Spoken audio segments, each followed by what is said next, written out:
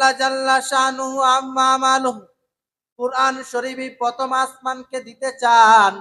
আল্লাহ পাক রব্বুল আলামিন আসমানকে ডাক দিয়ে বলেন, হে আসমানি, কুরআন তো একটা সম্মানিত আমানত, কুরআন একটা ভারী আমানত।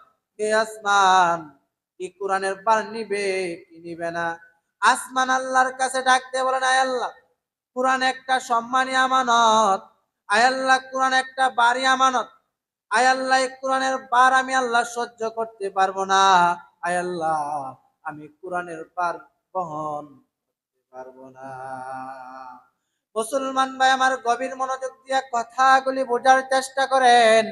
যখন আল্লাহ জাল্লা শানুহু আম্মা আমালুহু প্রথমেই কোরআন আসমানকে দিতে চান, আসমানি কোরআন নিতে চায় না, তখন আল্লাহ পাক রব্বুল আলামিন তার দ্বিতীয় মাখলুক জমিনকে ডাক দিয়ে বলেন, হে জমিন, কোরআন তোকে দিতে চাই, কোরআন নিবে কি নিবে না?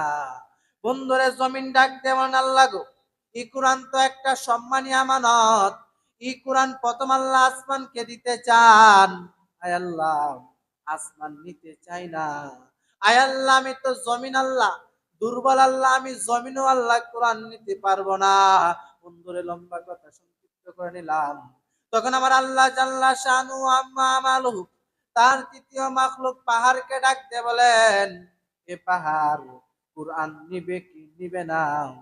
পাহাড় আল্লাহ পাক রব্বুল আলামিনের নিকট ডাক দিয়ে বলেন, আয় আল্লাহ, তোমার প্রথম মাখলুক কোরআন আসমানকে দিতে চান, আয় আল্লাহ কোরআন আসমান নিতে চায় না, আয় আল্লাহ আপনার দ্বিতীয় মাখলুক জমিনকে দিতে চান, আয় আল্লাহ কোরআন জমিনও নিতে চায় না, আয় আল্লাহ এখন আপনি আমাকে বলতেছেন কোরআন নেওয়ার জন্য, আয় আল্লাহ কোরআন তো একটা সম্মানী আমানত, কোরআন তো একটা ভারী আমানত, আয় আল্লাহ কোরআনের বার আল্লাহ আমি সহ্য করতে পারবো না। বন্ধুরে, লম্বা কথা সংক্ষিপ্ত করে নিলাম। তখন এই কোরআন নামে আমার আমার আমার আপনার নবী, বিশ্ব নবী, দু জানের বাচ্চা নবী মুহাম্মদ সাল্লাল্লাহু আলাইহি ওয়াসাল্লামের উপর আল্লাহ পাক রব্বুল আলামিন পূর্ণ 30 পারা কোরআন দিয়া দেয়।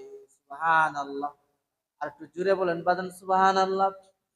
এই জন্য বন্ধুরে, লম্বা কথা সংক্ষিপ্ত করে নিলাম, এই কোরআন তো এমন একটা কোরআন, কোন মুসলমানের সন্তান যদি কোরআনের একটা অক্ষর বুঝে বড় অথবা না বুঝে বড়, যখন কোন মুসলমানের সন্তান কোরআনের একটা অক্ষর আলিফ, কোরআনের একটা অক্ষর বা একটা কোরআনের অক্ষর, বন্ধুরে আজকে যেমনি ভাবে সূর্য উদিত হয়েছে, এই কথার মধ্যে কোনো সন্দেহ আছে?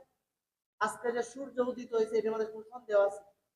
তেমনি ভাবে কোনো সন্দেহ নাই, কোন মুসলমানের সন্তান মুখ দিয়ে আলিফ শব্দ বের করবে, আল্লাহ পাক রব্বুল আলামিনের ডান কাঁধের ফেরেশতা সঙ্গে সঙ্গে 10টা নেকি লেখা দেয়। সুবহানাল্লাহ। এই জন্য বন্ধুরা, কোরআন তো এমন একটা দামি কোরআন, আপনার ঘরের মধ্যে বন্ধুরা একটা ফার্নিচার বানাইছে 1 লক্ষ টাকা দিয়া, ওই ফার্নিচারের সাথে আপনার পাটা যদি লেগে যায়, কখনো কিন্তু এই ফার্নিচারকে আপনি বন্ধুরে সম্মান করেন নাই, চুমুকান না, শ্রদ্ধা করেন না, ভক্তি করেন না, প্রণাম করেন না। শুধু বন্ধু তাই না, আপনার পরনের মধ্যে ব্র্যান্ডের কাপড় আছে, এই ব্র্যান্ডের কাপড়টা যদি হাত থেকে পড়ে যায়, কোন মুসলমানের সন্তান কিন্তু কাপড়টাকে চুম্বন করে না, সম্মান করে না, ভক্তি করে না, শ্রদ্ধা করে না।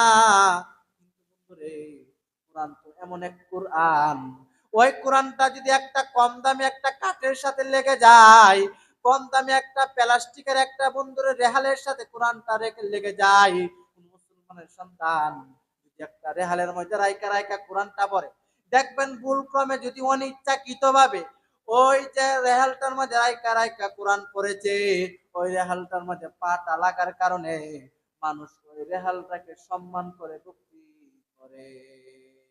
আল্লাহ বুঝতেন না, মানুষের সম্মান করে না, রেহালটার মধ্যে পাটা লাগিয়ে গেছে, রেহালের মধ্যে কিন্তু কোরআন নাই, কিন্তু রেহালটার মধ্যে রাইকা রাইকা কোরআন পড়ার কারণে ওই রেহালটার মধ্যে পাটা অনিচ্ছাকৃত ভাবে মুসলমান লেগে যায়, কিন্তু মুসলমানের সন্তান ওই রেহালটাকে সম্মান করে। কি কারণে, কি কারণে এই রেহালটাকে সম্মান করে? ওই মুসলমানের সন্তান বুঝতে পারছে যে ওই রেহাল কাঠের রেহালটার মধ্যে রাইকা রাইকা আল্লাহ জাল্লা শানুহুর কোরআন তেলাওয়াত করেছে, ওই রেহালটার সাথে যেহেতু কোরআনটা লেগেছে, এই কারণে বন্ধুরে কম দামি কাঠ দিয়ে একটা রেহাল বানাইছে, ওই রেহালটার দাম বেড়ে যায়।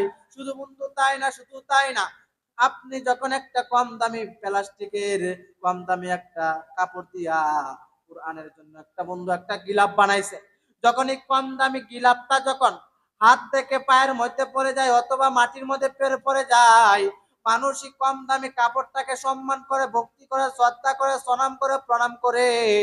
মুসলমান ভাই আমার, যদি জিজ্ঞাসা করেন বাইরে কি অল্প একটা কম দামি কাপড়, তোমার শরীরে যে কাপড়টা আছে এটা তো ব্র্যান্ডের কাপড়, অনেক দামি কাপড়, তোমার শরীরের কাপড়টা মাটিতে পড়ে যায়, কিন্তু তুমি সম্মান করো না, ভক্তি করো না। কিন্তু কোরআনের গিলাপটা মাটিতে পড়ে যাওয়ার কারণে কেন এই গিলাপটাকে নিয়ে বুকের সাথে জড়ায় ধরো এবং চুম্বন দাও। ওই মুসলমানের সন্তান জবাব দিয়ে বলবেন, হে ভাই আমার, ওই কোরআনটা, ওই গিলাপটা কোরআনের সাথে লাগার কারণে ওই গিলাপের দাম বেড়ে যায়। এই কারণে কোরআনটার সাথে গিলাপটা লাগার কারণে গিলাপটা মাটিতে পড়ছে। আর আমি মানুষের বাচ্চা, মুসলমানের বাচ্চা হইয়া ওই কোরআনের খাতিরে আমি গিলাপটাকে চুম্বন করেছি।